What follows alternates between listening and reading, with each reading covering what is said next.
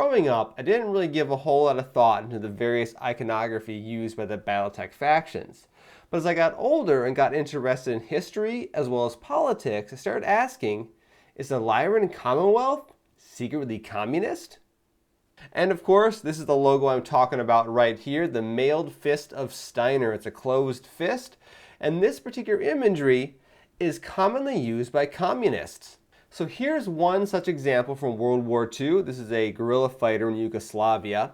That country was conquered by the Axis very early on in the war, but once the Soviets joined the Allied side, they started providing weapons and such to these guerrilla fighters inside Yugoslavia to help them resist against the Axis forces. Then we have this example here from the Spanish Civil War, in which you had communists as well as other groups fighting against what would eventually become the fascist government in Spain. Then, of course, in the Soviet Union themselves, here's an example of some of their propaganda from about 1929. And this hand gesture is still used today by communist groups. If you do a Google image search for Chinese President Xi Jinping, you can find him making this gesture when he was recently sworn into office. Of course, I can't show you this image because I don't have a license to do so, which makes me ask, China, you're a communist government, where are our free images so we can criticize your authoritarian leaders? But let's get back to the main question at hand, which is the Lyran Commonwealth secretly communist? And the answer to that question is, of course, no. They are a constitutional monarchy or something kind of along those lines, of the whole lineage of the archons, which is sort of family-ish. It's a little more detailed than your typical monarchy where it goes from parent to son or parent to daughter, or whatever it may be. And frankly, they actually have a pretty good record when it comes to civil rights. They're not very authoritarian at all, which is kind of unique, especially when compared to communists, where most communist revolutions become authoritarian dictatorships very quickly because, well, when you concentrate power in one small group of people, it's very easy for one person to take over. So then we have to ask the question, what about some other uses of this symbol? Are some not communist? And the answer is, it gets murky. Let's take a look at this one famous image from 1968 from the Olympics. So this image here depicts two athletes from the United States holding up their closed fist in what at the time was called a Black Power salute. And I used that phrase at the time because about 30 years later, in an autobiography, Tommy Smith, who was one of these two athletes here, stated that this was not a Black Power salute per se, but it was a human rights salute. The reason things get murky is because communism is an economic system and it's a government system, and it's based on the works of Karl Marx and his worldview that you have a system of oppressors who are the rich ruling elite class, and you have a system of oppressed who are the working class. Now flash forward about a few decades and you get to the interwar period in Germany. So this is before World War II but after World War I, and you start seeing the development of a broadening of this Marxist ideology, and that the idea of an oppressed and an oppressor class can be spread out to more than just economics. And that's what you see a lot today when you hear discussions of like critical race theory and things like that and other aspects of critical theory. Those are kind of what you refer to as cultural Marxism, because even though they view the world as an oppressor versus oppressed class, they don't rely solely on economics. And I bring up this photo one more time because when you get back in the idea of the Black Power salute and some aspects of the civil rights movement, that's kind of tied to groups like the Black Panther Party, which were a Marxist group. At the end of the day, for the most part, most uses of this symbol are tied to Marxist ideologies. And there are some other oddball usage of this particular gesture here and there. White supremacists have used it on occasion, feminists have used it on occasion, as well as other random groups here and there, and just a one-off kind of oddball usage of that. Probably most famously in recent history, if you go back to July of 2024 when President Trump was shot in the ear at a rally, and he held up his fist after he stood up with the blood down his face and the American flag flying behind him. That's very iconic imagery of the raised fist. It has nothing to do with communism or any other groups related to it. So let's talk a little bit then about how did this fist come to exist in the Battletech universe. And for that, this is my source.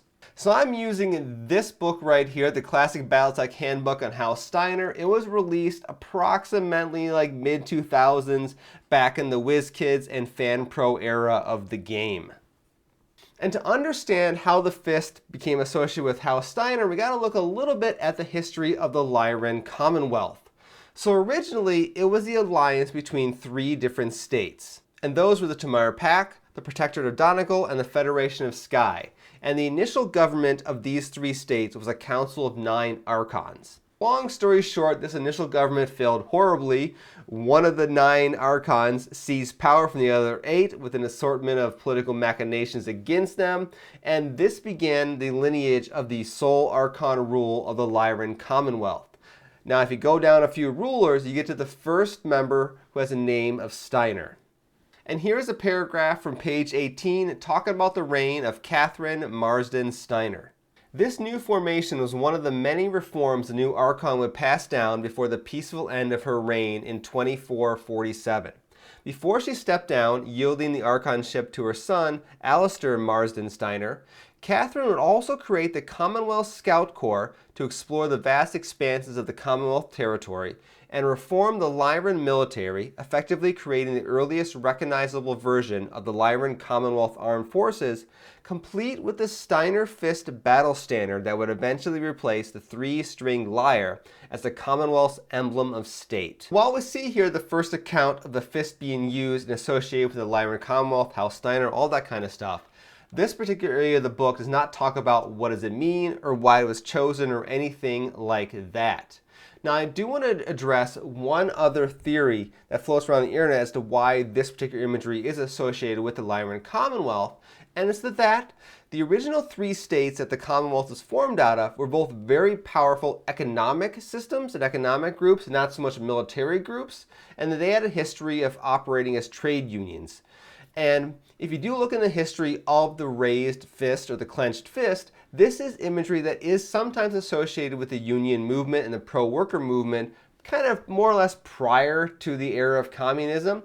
And let's take a look at one historical example here.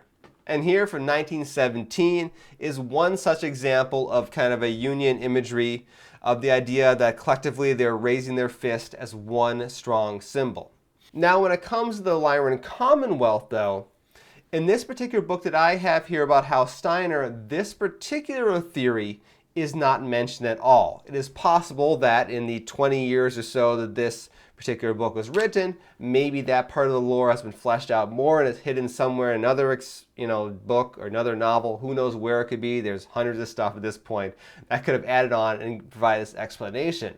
But we do see the discussion of the fist one more time in this particular source book. If we go all the way to page 69 in this book, we see the conclusion of the whole section on the history of the Lyran Commonwealth, and we have this little note being written here, which is written around the year 3067, after the conclusion of the Federated Commonwealth Civil War.